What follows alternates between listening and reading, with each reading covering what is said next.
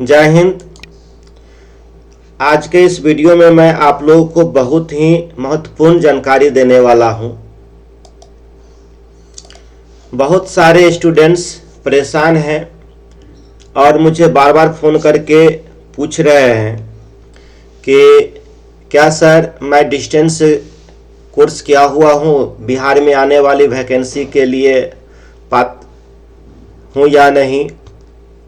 तो मैं इस वीडियो में आप लोगों को इससे संबंधित बहुत सारी जानकारी देने वाला हूं। इस वीडियो में मैं क्या क्या जानकारी देने वाला हूं आप यह देख सकते हैं। इस वीडियो में आप जानकारी सबसे पहले हासिल करेंगे कि बिहार में पुस्तकालय अध्यक्ष कैसे बना जाए। दूसरा, क्या डिस्टेंस से जो स्टूडेंट्स कोर्स किए हुए हैं बिहार में आने वाले लाइब्रेरियन भर्ती के लिए पात्र हैं या नहीं। तीसरा, बिहार पुस्तकालय अध्यक्ष की बहाली कब तक होगी। चौथा, लाइब्रेरियन बनने का क्या फायदा है। पांचवा, लाइब्रेरियन का वेतन क्या होगा। छठा, विज्ञापन 42/2014 का क्या मामला है। तो मैं इन सभी पॉइंट पर वन बाय डिटेल से जानकारी देने वाला हूं। आप अगर मेरे इस चैनल पर अगर आप नए विजिटर हैं तो कृपया जो है सब्सक्राइब कर लीजिए और बेल आइकन को क्लिक कर दीजिए ताकि वीडियो अपलोड होने की नोटिफिकेशन आपको सबसे पहले मिल सके। और अधिक से अधिक मेरे वीडियो को लाइक शेयर अवश्य कीजिए। सबसे पहला पॉइंट है कि बिहार में पुस्तकालय अध्यक्ष कैसे बने। वैसे देखिए, आप लोग स्वयं जानते हैं इसके बारे में और इस पर बहुत सारे यूट्यूबर जो हैं अपना बहुत सारे वीडियो बना चुके हैं। फिर भी मैं आपको बता देना चाहता हूं कि बिहार में पुस्तकालय अध्यक्ष कैसे बने। तो बिहार में पुस्तकालय अध्यक्ष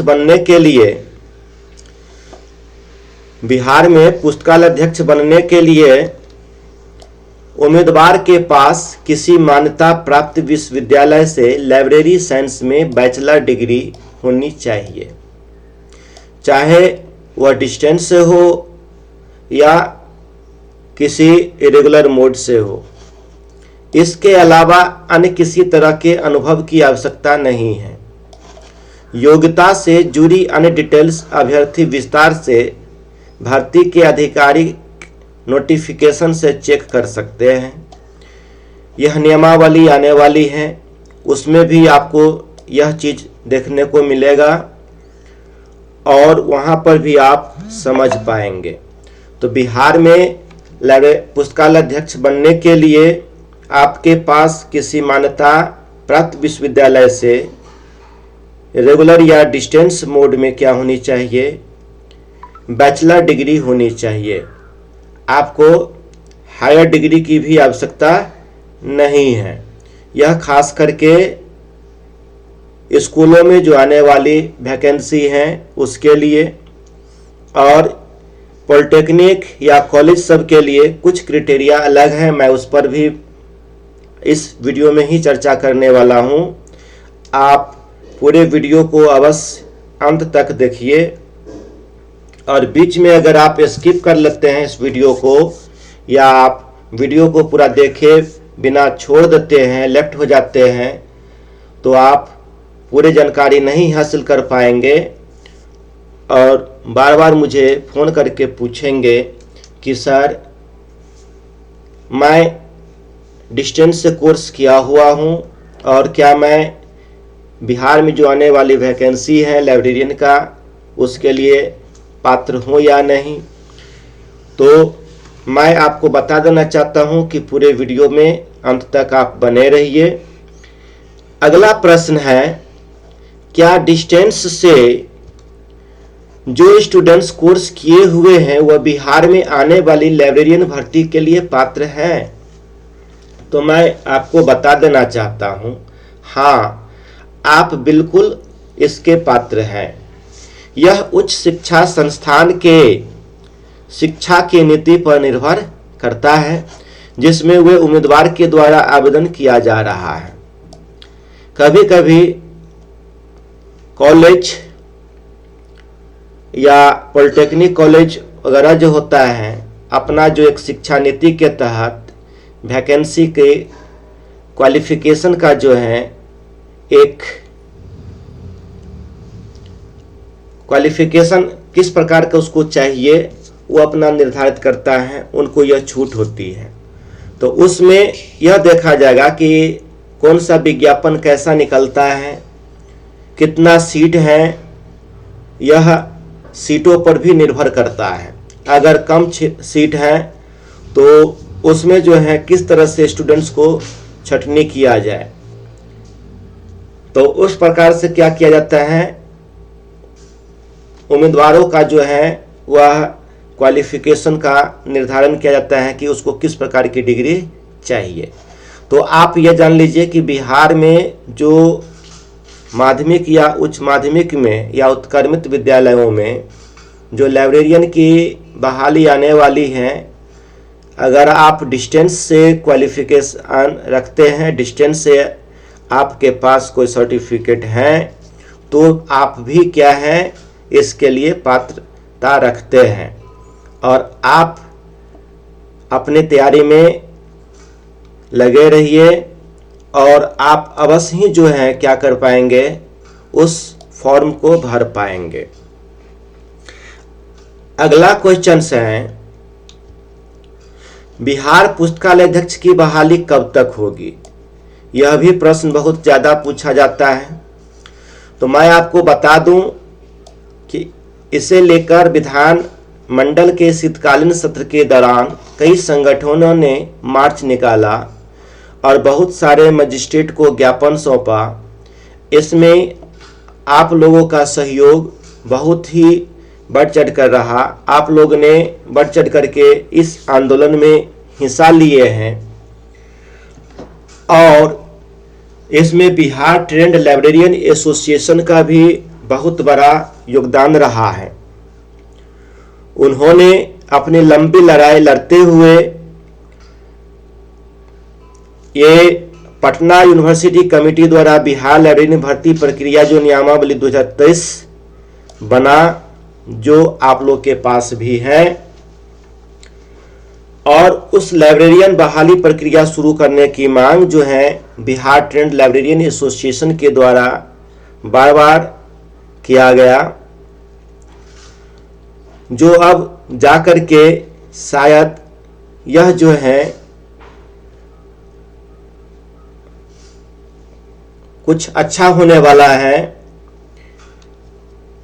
क्योंकि बिहार सरकार शिक्षा विभाग के निदेशक माध्यमिक शिक्षा योगेंद्र सिंह के पत्रांक जो है 11वीं 228/2023 109 दिनांक 16/1/2025 के आलोक में रिक्त पदों के संबंध में प्रपत्र ख जो है के तहत सूचना मांगी गई है, जो लगभग नियमावली बनकर तैयार है। इसका ड्राफ्ट पूरा बनकर तैयार हो चुका है।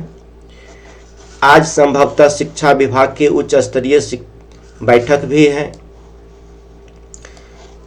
जो संभव है कि आज का दिन आप लोगों के लिए अच्छा हो सकता है कि कुछ जो है अच्छा शुभ संकेत मिल सकता है।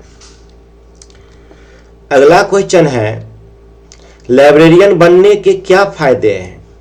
अगर आप लाइब्रेरियन बन जाते हैं तो क्या फायदा होगा? लाइब्रेरियन एक पेशेवर होता है जो पुस्तकालय के भीतर सूचना और संसाधनों तक पहुंच की सुविधा प्रदान करता है। वे संग्रह व्यवस्थित करते हैं, शैक्षिक कार्यक्रम विकसित करते हैं, डेटाबेस प्रबंधित करते हैं और पुस्तकालय कर्मचारियों की देखरेख करते हैं। और अगर आप में टैलेंट है तो आप किसी भी स्कूल के प्रभारी हो या हेडमास्टर हो, उस से भी आप लड़ सकते हैं। आपकी जो है आपका जो अधिकार हैं वह अपने अधिकार की लड़ाई लड़ सकते हैं। किसी भी स्कूलों में लाइब्रेरियन का बहुत ज़्यादा अधिकार होता है, शिक्षकों से भी ज़्यादा अधिकार लाइब्रेरियनों के पास है। मैं इस वीडियो में इस पर चर्चा नहीं करूंगा।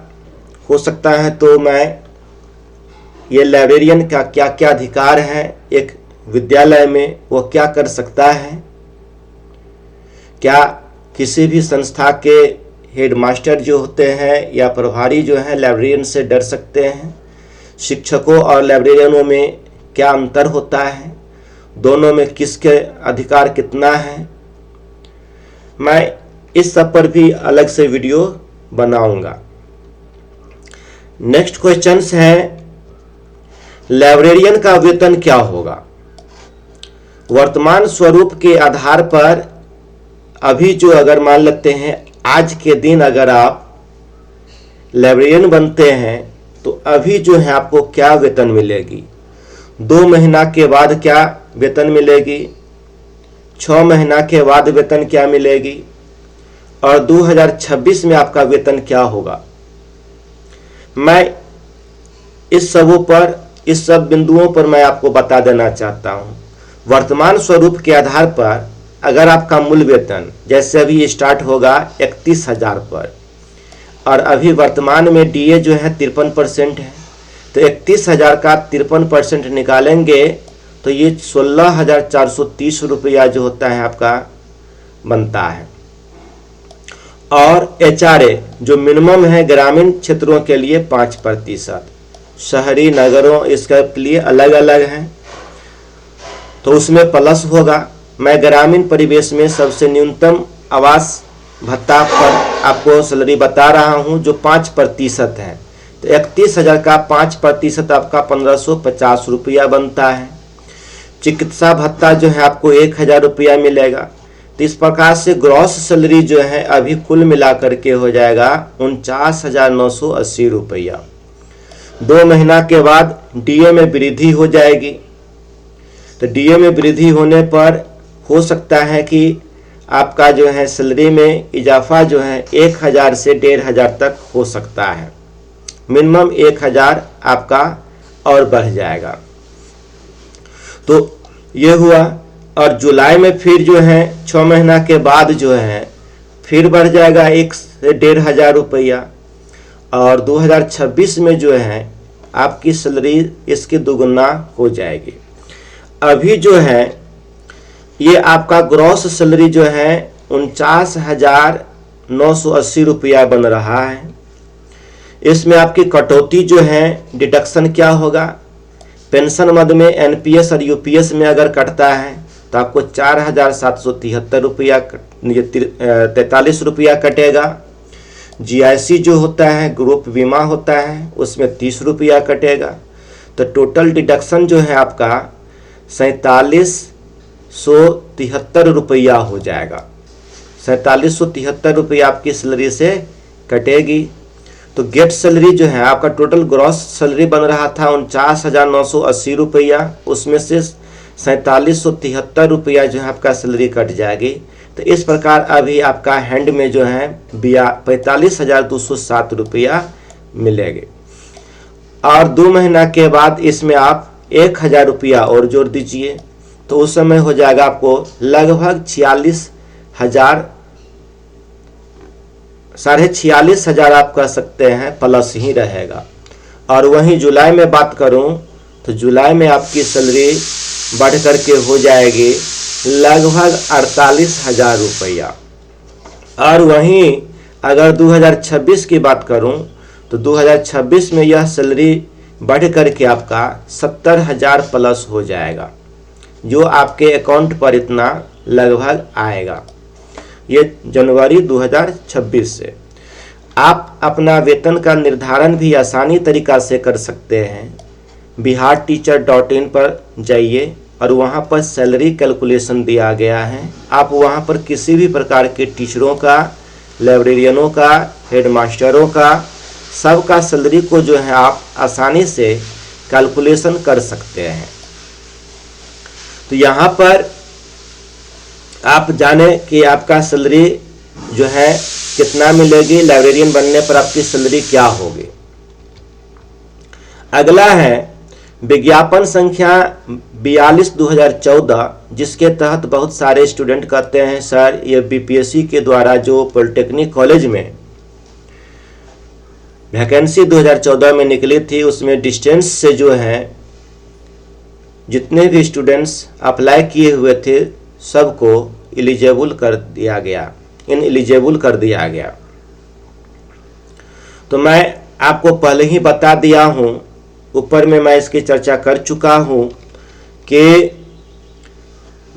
डिस्टेंस से जो स्टूडेंट्स कोर्स किए हुए हैं वो बिहार में आने वाले लाइब्रेरियन भर्ती के लिए पात्र हैं कि नहीं, तो वो बिल्कुल हैं, लेकिन यह उच्च शिक्षा संस्थान के शिक्षा नीति पर निर्भर करता है। रही बात आपको माध्यमिक और उच्च माध्यमिक स्कूलों में, तो आप इसके लिए 100% श्योर हैं कि आप इसके लिए एलिजिबल हैं, क्योंकि अगर आप एलिजिबल नहीं हैं तो अभी भी जो बीपीएससी TRE1, TRE2 और TR3 के तहत जो बहाली हुई है, TRE1, TRE2 के तहत जो शिक्षक जो हैं विद्यालय में अध्यापक बने हुए हैं, तो वह अध्यापक नहीं बन पाते, वो भी डिस्टेंस से बहुत सारे जो हैं उच्च क्वालिफिकेशन के तहत आए हुए हैं। अधिकांश टीचर जो हैं डिस्टेंस के तहत ही क्वालिफिकेशन लेकर के अपना अध्यापक बने हैं। तो इसलिए आप यह जान लीजिए कि आप इसके लिए 100% पात्र हैं, लेकिन कॉलेज और पॉलिटेक्निक कॉलेज के लिए थोड़ा यह अलग हो सकता है, क्योंकि उच्च शिक्षा संस्थान की नीति पर यह निर्भर करेगा। तो यह 42/2014 की जो बहुत सारे स्टूडेंट्स जो हैं क्या कर रहे हैं, बातें कर रहे हैं, मुझसे भी फ़ोन करके बार बार पूछे हैं, तो मैं उनको बता देता हूं कि 42/2014 जो है सिंगल विज्ञापन नहीं है, उसमें 29/2014, 30/2014, 31/2014, 37/2014, 42/2014 के तहत कुल 24 पोस्ट के लिए जो है वैकेंसी निकली थी। जो ऑफलाइन आवेदन मांगा गया था उसमें जो डिस्टेंस मोड से जो था उसके लिए पहले ही हिदायत दिया गया था कि अगर आपके स्कोर कार्ड पर सिर्फ ग्रेड लिखा हुआ है तो आप जो है अपने विश्वविद्यालय से, यूनिवर्सिटी से स्कोर कार्ड का जो ग्रेडिंग जो है उसका क्या परसेंटेज है उसका सर्टिफिकेट लगाने के लिए, तो जो स्टूडेंट्स वह सर्टिफिकेट नहीं लगाए थे उसको छांट दिया गया। और इस प्रकार से यहाँ पर जो लिस्ट देख रहे हैं आप, इसमें बहुत सारे स्टूडेंट्स का छटनी हो गया। और यहाँ पर आप देख लीजिए विज्ञापन संख्या 42/2014 के अंतर्गत विज्ञान एवं प्रौद्योगिकी विज्ञान विभाग जो है, टेक्नोलॉजी सेक्शन जो है, बिहार के अधीन राजकीय पॉलिटेक्निक, राजकीय महिला पॉलिटेक्निक संस्थानों में व्याख्याता पुस्तकालय विज्ञान के पदों पर नियुक्ति हेतु लिखित वस्तुनिष्ठ परीक्षा दिनांक 28/12/2015 को पटना अवस्थित एक परीक्षा केंद्र पर संपन्न हुई। उक्त परीक्षा हेतु कुल 18 उम्मीदवारों को प्रवेश पत्र निर्गत किया गया था। मात्र 18 गो 24 पोस्ट में जो है 18 गो को ही क्या दिया गया, यह प्रवेश पत्र दिया गया था, जिसमें कुल 7 उम्मीदवार सम्मिलित हुए थे। बहुत सारे उपस्थित ही नहीं हुए, बहुत सारे जो है उसके पात्रता को ही नहीं रखे। कुल 1 उम्मीदवार को न्यूनतम अर्हता प्राप्त नहीं हुई। 7 उम्मीदवारों में से 6 जो है उसमें से क्या हुआ, पास कर गया। शेष कुल 6 उम्मीदवारों की पुस्तकालय विज्ञान विषय में प्राप्त अंक के आधार पर संयुक्त मेधा सूची बनाई गई। यह 42/2014 का जो है इसके लिए, इसमें जो है 5 पोस्ट के लिए निकली हुई थी, 24 ये क्या कहते हैं 18 जो उम्मीदवार को क्या किया गया था, एडमिट कार्ड दिया गया था। और इससे पहले वाला विज्ञापन के तहत जो परीक्षा पहले हो चुकी थी, उसका कुछ केस था जो बाद में इसकी परीक्षा ली गई थी 28/12/2015 को। और उसके तहत जो है ये 6 उम्मीदवार जो हैं पास हुए थे और 5 उम्मीदवारों का परीक्षा फल जो है 6 उम्मीदवारों, ये जो है यहाँ पर आप देख सकते हैं 5 उम्मीदवार का रोल नंबर जो है दिया गया है, वो पास हुए थे। और आप पहले से भी जानते हैं कि जनरल कैटेगरी के लिए क्वालिफिकेशन 40% मिनिमम होनी चाहिए पास होने के लिए कट ऑफ। और जो ईबीसी है, BC1 है, उसके लिए 34%, BC2 के लिए 36.5% और SC ST वगैरह या अन्य या महिला के लिए 32% प्राप्तांक चाहिए, कट ऑफ चाहिए। तो इसके आधार पर यह रिजल्ट जारी किया गया था। और इसके तहत जो है कुल मिलाकर के 24 में से 18 कैंडिडेट जो हैं इसमें एलिजिबल थे और जिसमें इसका एडमिट कार्ड यह क्या किया गया था, जारी किया गया था। बाद बाकी को ये क्या कर दिया गया था, रिजेक्ट कर दिया गया था। वहीं रिजेक्ट लिस्ट है आपका यहाँ पर। और इंटरव्यू के लिए और ये जो है ये जो 7 स्टूडेंट जो हैं जिनको फिर बाद में जो है एडमिट कार्ड जारी किया गया, लेकिन पहले जो है क्या किया गया था, उसको रिजेक्ट कर दिया गया था लेट से एप्लीकेशन पहुंचने के कारण। तो यहाँ पर ये 7 स्टूडेंट का भी लिस्ट दिया गया है जिनका एप्लीकेशन जो है बीपीएससी को इतने तारीख को पहुंचा था, जो विलंब से पहुंचा था। अब जो है तो आप अपनी चिंता छोड़ दीजिए कि मैं डिस्टेंस से कोर्स किया हुआ हूँ तो क्या मैं ये इसके लिए एलिजिबल हूँ कि नहीं। आप 100% हैं, आप अपनी तैयारी में लगे रहिए और इधर उधर की बातों में अपना ध्यान नहीं भटकाइए, क्योंकि बहुत सारे जो हैं आपको यूट्यूबर या बहुत सारे स्टूडेंट्स जो हैं आपको अपना ध्यान भटकाने में अभी से लग गए हैं ताकि आप अपनी तैयारी करना छोड़ दें।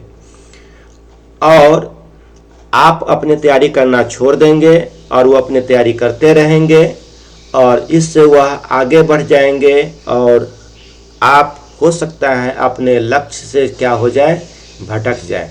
इसलिए मैं आपको बता देना चाहता हूं कि आप इधर उधर नहीं भटकिए और आप अपनी तैयारी मन से कीजिए।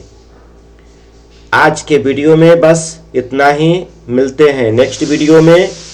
जय हिंद, जय भारत।